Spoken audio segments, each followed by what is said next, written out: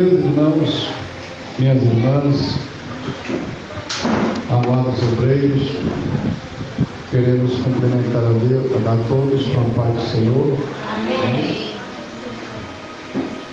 E agradecer a Deus, porque eu não me lembro se já houve uma outra vez, mas me parece que é a primeira vez que nós estamos participando do culto aqui junto com os irmãos. Aleluia! E eu quero dizer-vos que até agora às 6 horas da tarde nós não tínhamos pensamento de estarmos aqui ou em qualquer outra congregação. A gente veio hoje pela manhã, estamos aqui em São Miguel, mas eu estive conversando com o pastor João. Ele disse: meu filho, cheguei ainda agora, nós estava ali fazendo a pintura, pintando uma congregação, mas tem culto lá em São Luís, aqui é o São Luís, né? Então meu filho vai congregar lá e leve a palavra lá para os irmãos. Eu disse: tá bom, meu pastor. Agradeci a ele, e a razão de nós estarmos aqui é congregando hoje com os irmãos, e quero agradecer. O obreiro me convidou para me vir sentar aqui no púlpito, mas eu não vim por desobediência não, viu? É porque o dedo estava aqui um pouco doendo ainda, aí eu fiquei ali um pouquinho também por causa do ventilador, estava bem próximo de mim ali também. Meus amados, quero convidá-los para abrirmos a palavra do Senhor em 1 Reis, capítulo de número 11. Peço aos irmãos oração. Já estive ali hoje à tarde falando com o médico, e ele me dando ali algumas orientações para a gente estar tratando melhor, devido à questão da diabetes. A cicatrização era um pouco trabalhosa, mas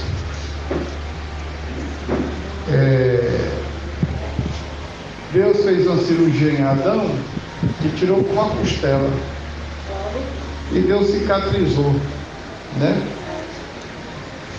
Por dentro e por fora não ficou marca.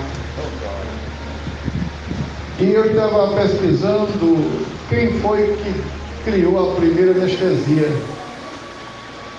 Aí eu estava pesquisando sobre anestesista, né? Aí surgiu fulano, beltrano, ciclano. Eu tive pensando nisso, não. Os homens estão mal informados. A primeira pessoa que deu anestesia na terra foi Deus. Aleluia! O primeiro. Viu? Porque deu anestesia em Adão, ele dormiu um sono profundo. Ali foi anestesia geral, né, meus irmãos? Abriu a carne, tirou uma costela, fechou a carne, cicatrizou por dentro e por fora e não ficou risco. Então eu disse assim: Deus é poderoso e ainda faz a mesma coisa. Aleluia! E aí ele diz: eu não mudo.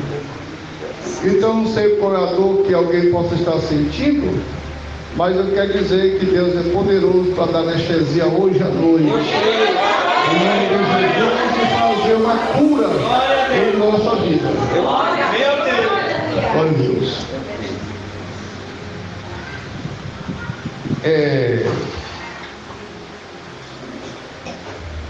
Eu quero ler com os irmãos. Eu falei 1 Reis, não foi?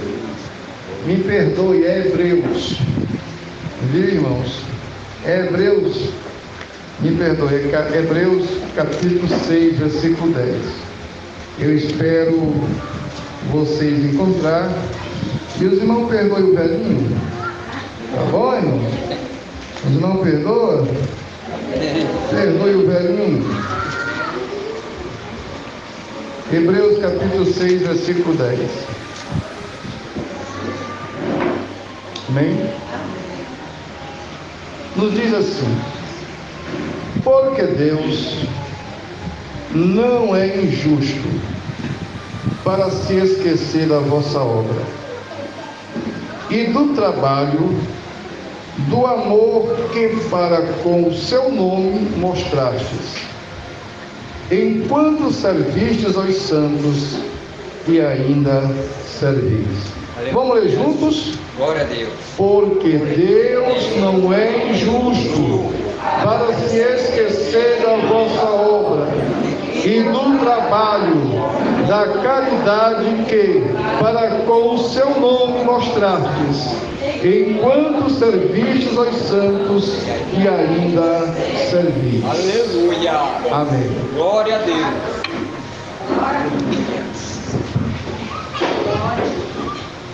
Meus amados, eu quero falar um pouco sobre esta questão de servir a Deus. Existe na igreja vários tipos de servos de Deus. A vontade de Deus era que houvesse uma única classe de servos, tanto homens quanto mulheres, moças e rapazes, meninos e meninas. A vontade de Deus é que houvesse uma única classe de servos. Mas,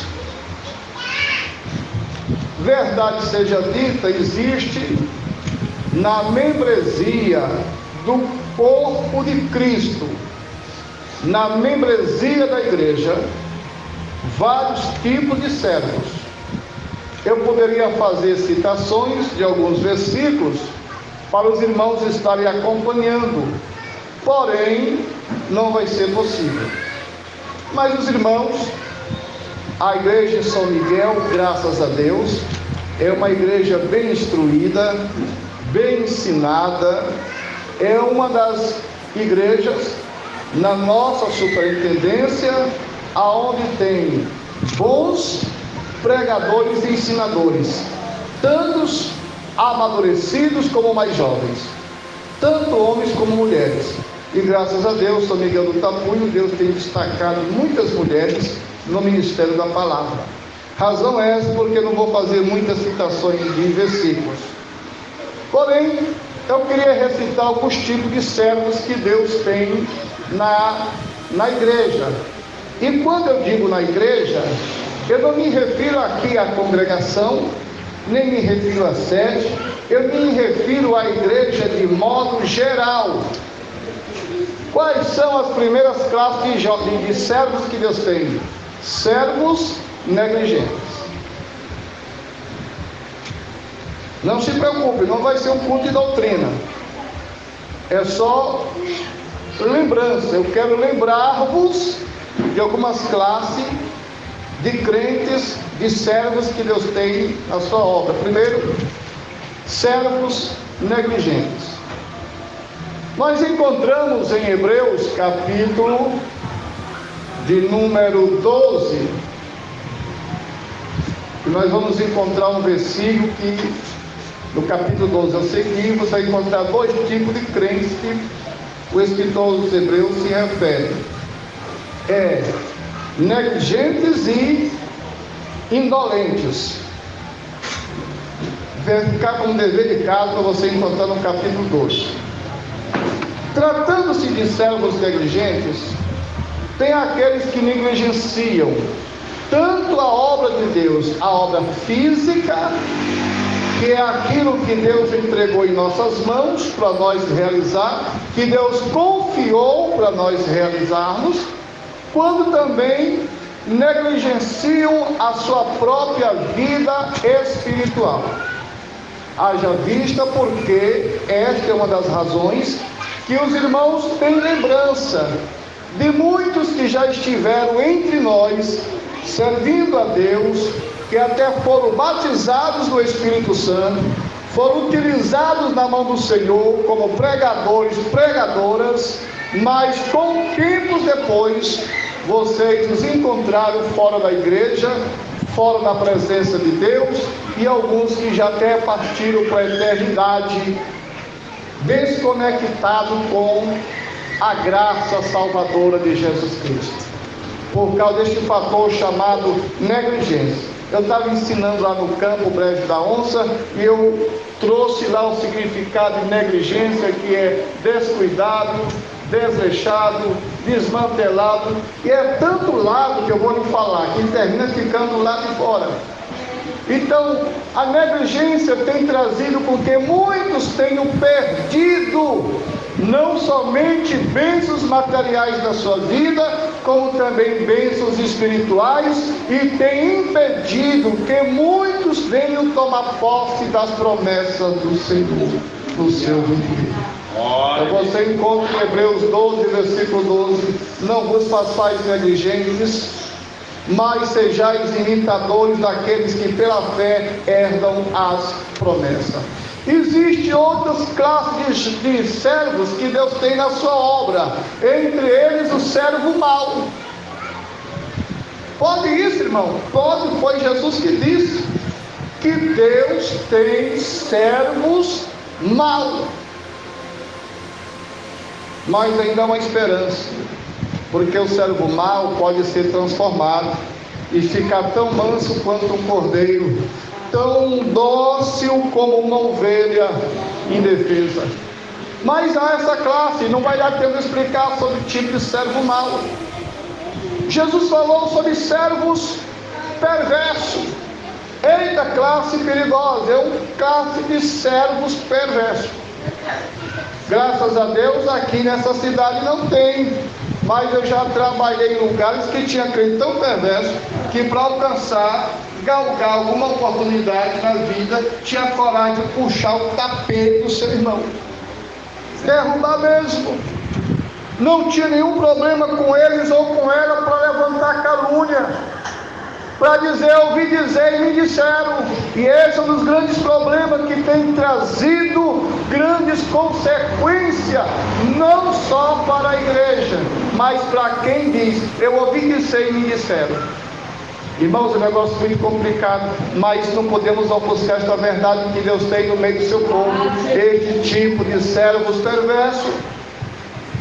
Irmãos, e não é só membresia não, até mesmo entre obreiros perversos por natureza de coração, perverso porque enquanto não consegue aquilo que querem, se tornam como um trator de esteira que tem coragem de passar por cima do seu irmão, por cima da igreja, por cima do pastor, por cima do professor, da linha de mocidade, a dirigente de liberação, tem coragem de passar por cima da mulher do obreiro. Não podemos negar que existe. Existe também o servo infiel.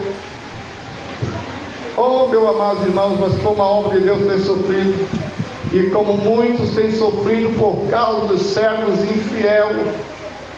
Mas a Bíblia diz que os olhos de Deus continuam procurando os fiéis da terra. Os meus olhos procurarão os fiéis da terra para que habitem comigo.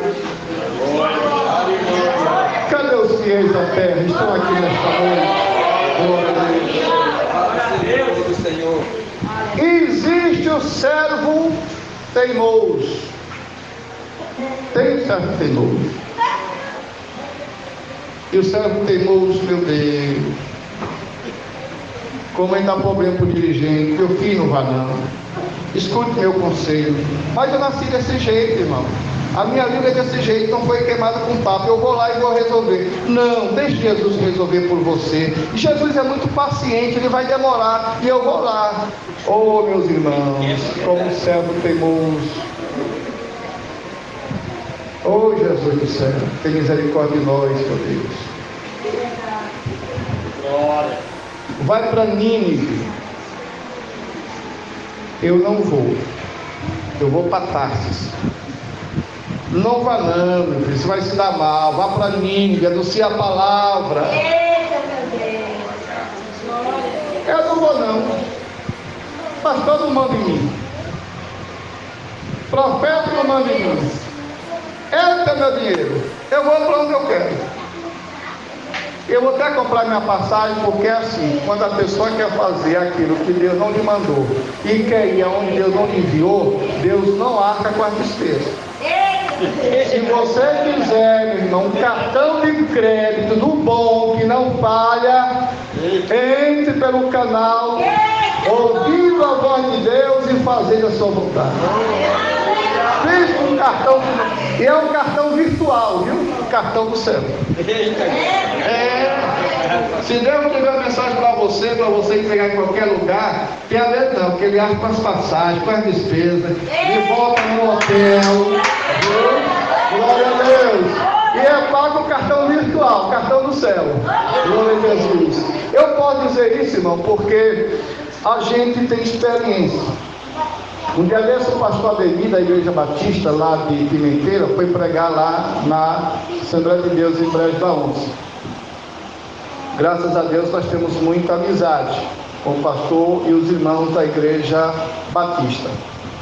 Que ele pregou uma mensagem, eu achei interessante a frase que ele disse. Ele disse que alguém disse: pastor Ademir, eu tenho aqui uma mensagem para lhe passar. Ele disse: mas calma aí, eu recebo a mensagem. Mas antes de você me passar essa mensagem, me diga, o que você vai me ensinar funciona com você? Aí a pessoa parou no ar. Não funcionava. Porque a mensagem boa, verdadeira, é aquela que você ministra, porque já funcionou na sua vida. Então aquilo que funcionou na tua vida, não tenha medo não, vai e anuncie. Estava eu em casa, morava lá em Timon. Aí passou um avião na frente. Aí eu dei um tchau assim. Disse: em breve vou andar na Tânia. Não foi só para minha família sorrir. Mas foi gargalhado, começou pela esposa. Meu filho mais velho foi descendo para os pequenos. Porque conhecendo ele a nossa condição, principalmente na época, não tinha mesmo não. Eu não sabia nem se eu tinha nervo. Eu tenho um problema de altura, certa altura as pernas balançam, mas me deu aquela expressão de fé. Eu disse: eu vou andar na Tânia. Aí tudo bem.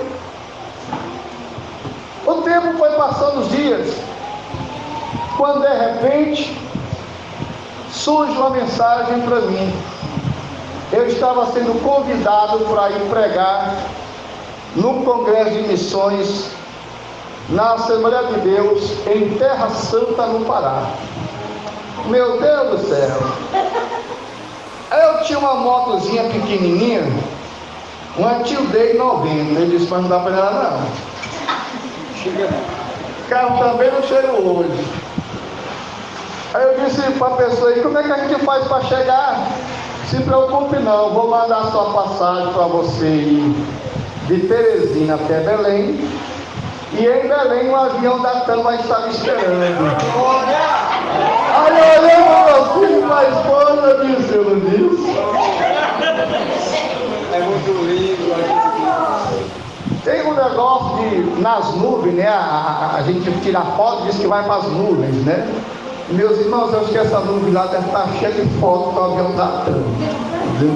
Aí quando você pesquisa lá no YouTube, você vai ver. Por que eu estou contando isso? Porque funcionou na minha vida. Eu tinha uma mensagem para pregar, e aquele que disse vai, ele também se encarrega do transporte. Se não for por terra, nem pelo mar, vai pelo ar. Mas ele dizendo para você: vá, não tenha medo, não preocupe, porque ele vai fazer com que você chegue lá. Mas Jonas não, disse: não, eu vou. Eu não vou, poder me mandar. Eu disse: Jonas foi e pagou a sua passagem. Por que Jonas pagou a sua passagem? Porque a viagem era dele, né? O passeio era dele, né? Não era verdade? A despesa é dele, não foi com o cartão virtual do céu, entende? Mas aí, vocês conhecem a história, ele se arrepende e diz: e agora? O que vai acontecer comigo? Aí o voto que ele fez a Deus, meu Deus do céu, pense no negócio sério, eu voto. E aqui tem gente que fez voto: Senhor, tu me mandares, eu irei. Vocês lembram daquele dia do trabalho na igreja, que você levantou a mão e disse: eis que aqui, Senhor, envia-me a mim. Aí Deus diz: vai, e você não quer. Deus diz: entregue e você se guarda. Vocês estão entendendo, amados? Você fez um voto, e Jonas tinha feito um voto de servir a Deus no altar como mensageiro. Era filho de sacerdote, ele também seria sacerdote, seria profeta. Mas ele disse: eu não vou pagar a passagem dele. Mas Deus diz: agora, Jonas, Senhor, se o Senhor me permitir sair daqui, eu voltar à terra dos viventes, pagarei os meus votos. Para os votos, fazer aquilo que Deus tinha confiado a ele fazer, que era entregar uma mensagem. Vocês entendem? Eu vou, pois agora você vai de submarino. Por que Deus mandou através do peixe? Naquela época não tinha avião, irmão. Datã não tinha. Então tinha que ir de submarino. E foi por debaixo das águas, mas foi. Porque Deus se encarrega. E uma coisa interessante: como é que aquele peixe abre a boca para engolir o homem com os dentes que não tem tamanho, não mastiga ele, não fere ele. Aí nós aprendemos: quem atende os mandatos de Deus tem a certeza, nada vai lhe ferir.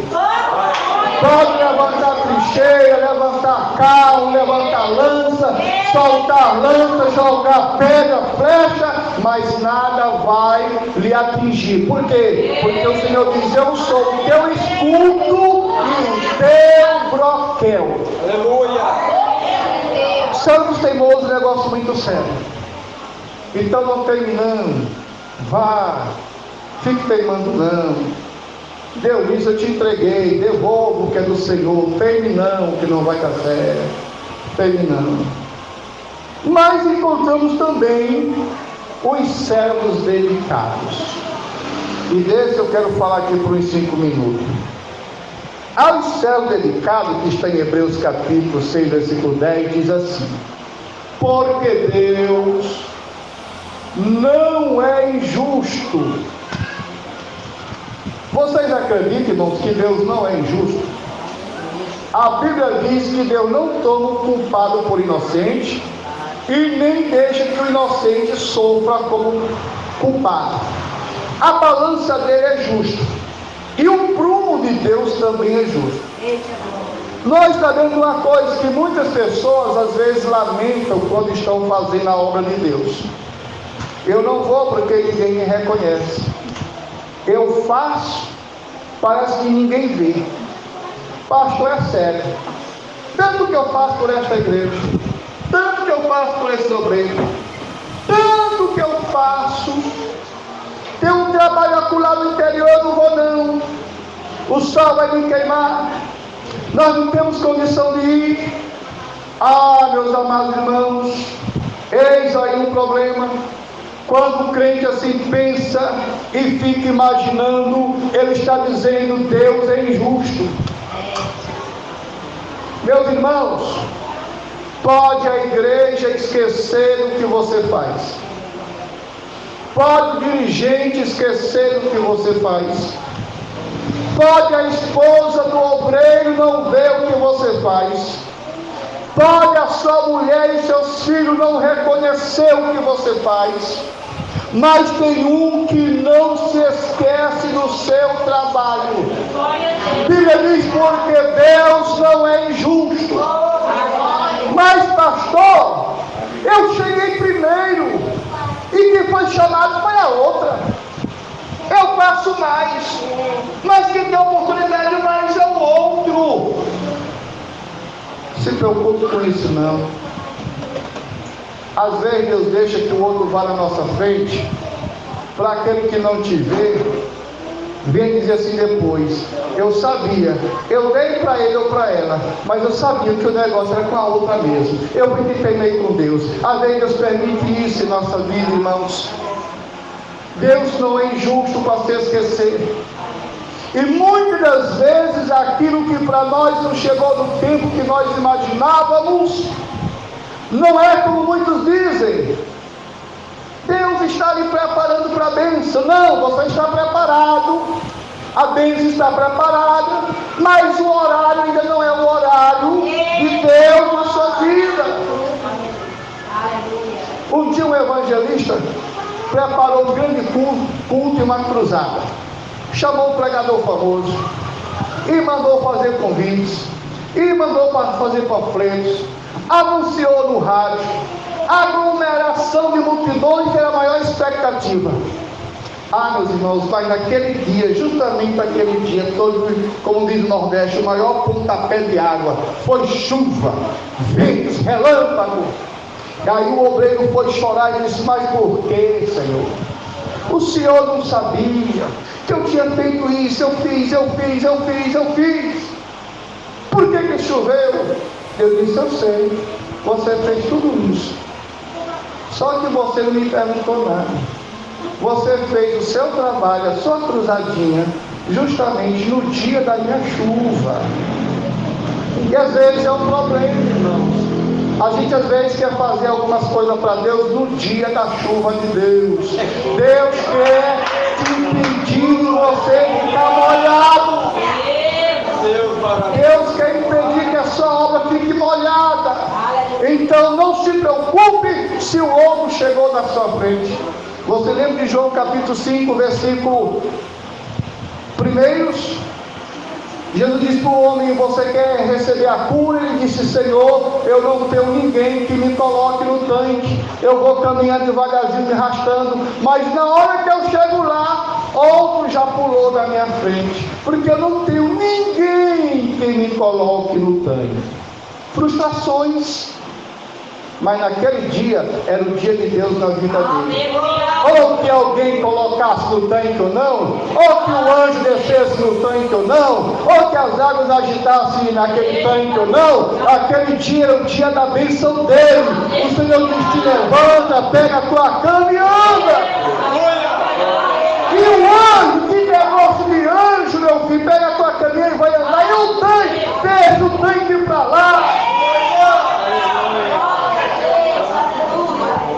Mas os que foram curados saíram molhados do tanque. Meu filho, eu tenho bênção para secos e molhados.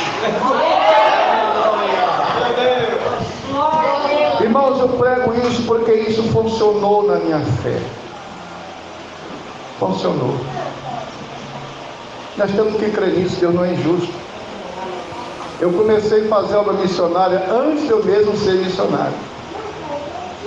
Nós levantamos a congregação em Timon com o pastor Mazinho. Pastor Mazinho, que foi pastor na Lagoa do Frio, vocês devem lembrar dele, entendeu? Nós evangelizamos, ganhamos uma família chegou a 43 pessoas no lugar. Depois fomos numa igreja da Assembleia de Deus e entregamos aquele trabalho para aquele dirigente. E assim Deus fez a obra de... Mas nós sempre gostamos de fazer a obra de Deus, sempre. Mas sabe o que acontecia? Nós não tínhamos condução. Aí um dia eu fui no troca-troca lá em Teresina. Eu acho que já foi em Teresina, essa mulher do troca-troca, perto do shopping Cidadão. E no troca-troca eu comprei um chaveiro e comprei uma capa de cobrir moto. Aí eu cheguei em casa com essa capa debaixo do braço e com o chaveiro. Está aí a minha família, minha esposa e meus filhos. Como testemunho de Deus que está lá no céu, e o Espírito Santo que confirma em vossos corações que essas palavras são fiéis e verdadeiras. Aí eu cheguei lá, cheguei aqui o Dino, que é o Josenias, mora em Timon, casou com uma jovem de Palmeira de Silva. Eu disse: meu filho, segura aqui. Nós abrimos aqui a capa. E a minha esposa disse: o que é isso aí? Aqui é uma capa para cobrir minha moto. Meus irmãos, mas o menino gargalhava mesmo, viu? Sorria mais do que os irmãos. E eu peguei o chaveirozinho, só ele vai botar a chave, botei no prédiozinho lá. Entendeu? Meu Deus do céu, nós só tínhamos bicicletinha. E condição para comprar moto? De jeito nenhum. Mas eu voltei lá. E eu me baseei minha fé nesse versículo. Porque Deus não é injusto para se esquecer da vossa obra. Aí um amigo, chegou a Yamaha em Timon, em Teresina. Um amigo foi e comprou uma moto da Yamaha zerada. Andou poucos dias com essa moto. Aí levou uma queda e quebrou uma perna. E aí ficou com a moto, já passando quase 30 dias com ela, só tinha andado uns 15 dias. Aí me viu passando. Eu trabalhava com vendedor externo, Ângelo, vem cá. Disse, rapaz, é o seguinte, aí contou a história dele. E eu quero passar essa moto para ti. E como eu comprei várias prestações bem baratinhas, na época, irmão, acho que não dava nem 160 reais. Eu vou passar essa moto para ti. Rapaz, e é mesmo, né? É. Até eu não estava nem acreditando mesmo. É mesmo? É. Aí eu fui com meu filho José buscar. Aí quando eu cheguei em casa de noite, buzina nova, entendeu? Aí eu disse, Iranilde, pega lá debaixo do colchão a capa da minha moto. Deus não é injusto para se esquecer. Deus não é injusto, irmão. O texto diz que pode todas as pessoas esquecer. A sua igreja pode esquecer de você. Até eu posso esquecer de você.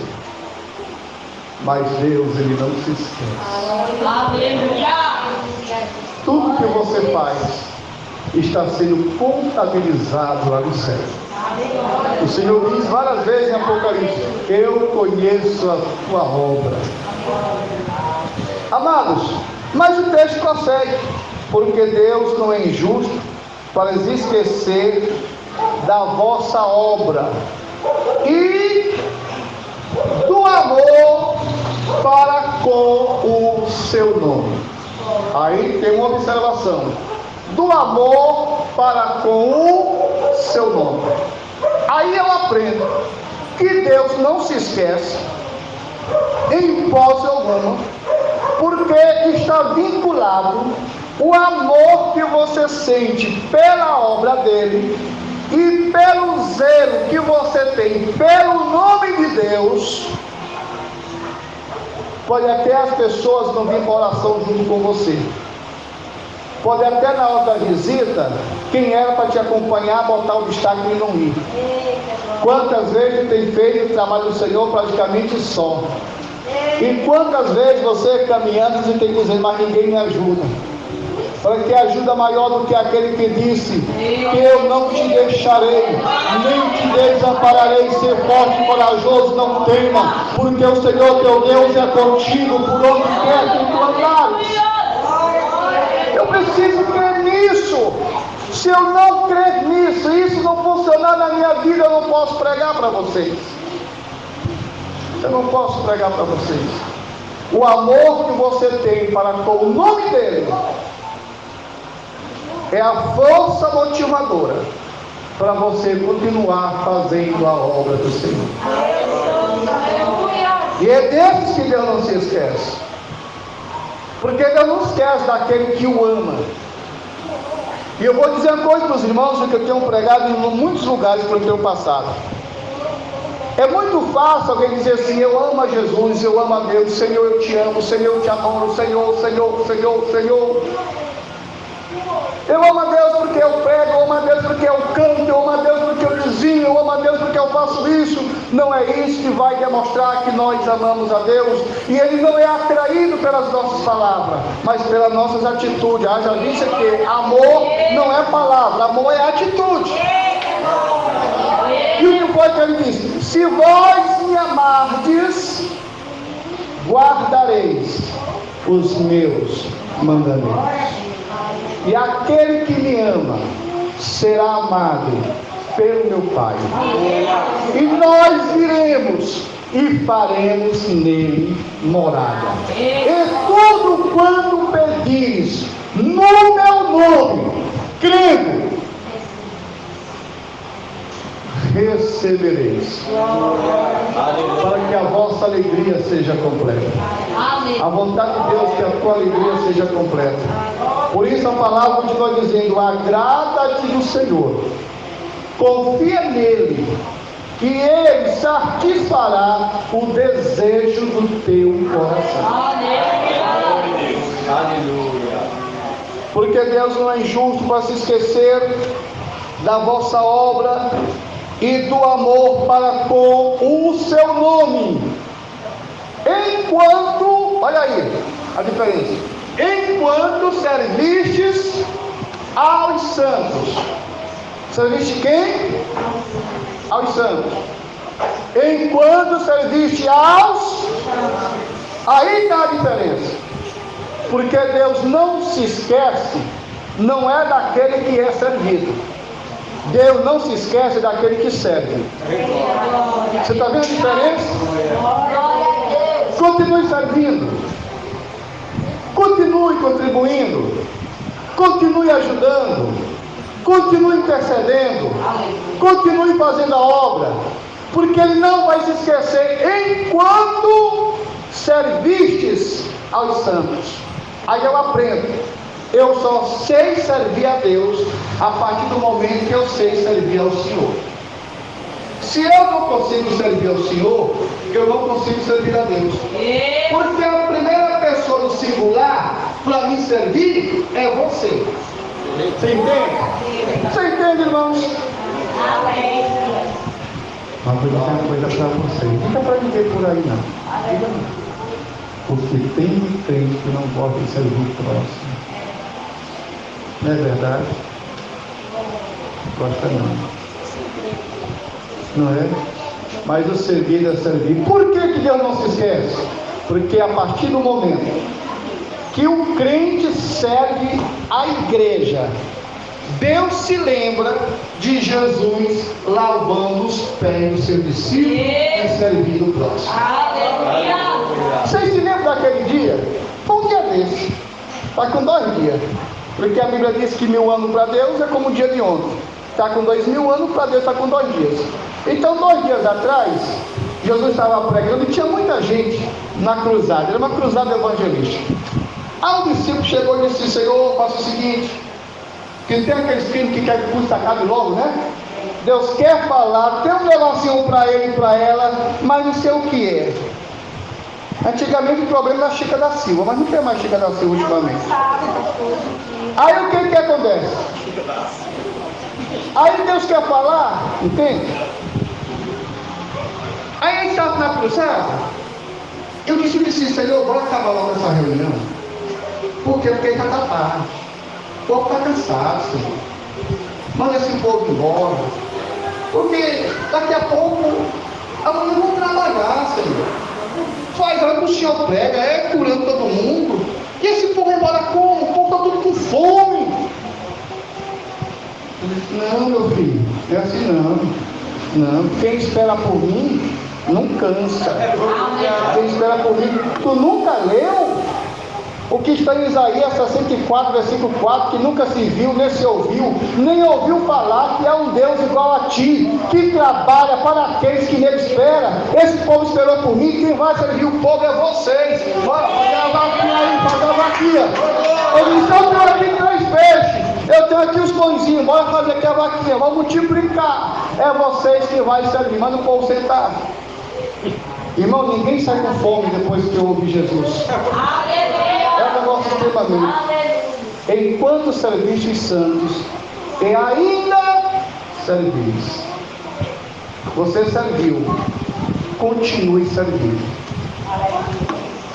Eu quero dizer para você que 2 Crônica 15:7, Deus diz: não desfaleça as vossas mãos, porque há uma recompensa pela vossa obra. Você crê que há uma recompensa pela sua obra? Colossenses 3:23. E tudo quanto quiserdes fazer de todo o coração, não como que para o homem, mas como que para o Senhor. 1 Coríntios 15:58. Portanto, seja abundante na obra do Senhor, sabendo que no Senhor o vosso trabalho não é em vão. Deus nos abençoe, em nome de Jesus.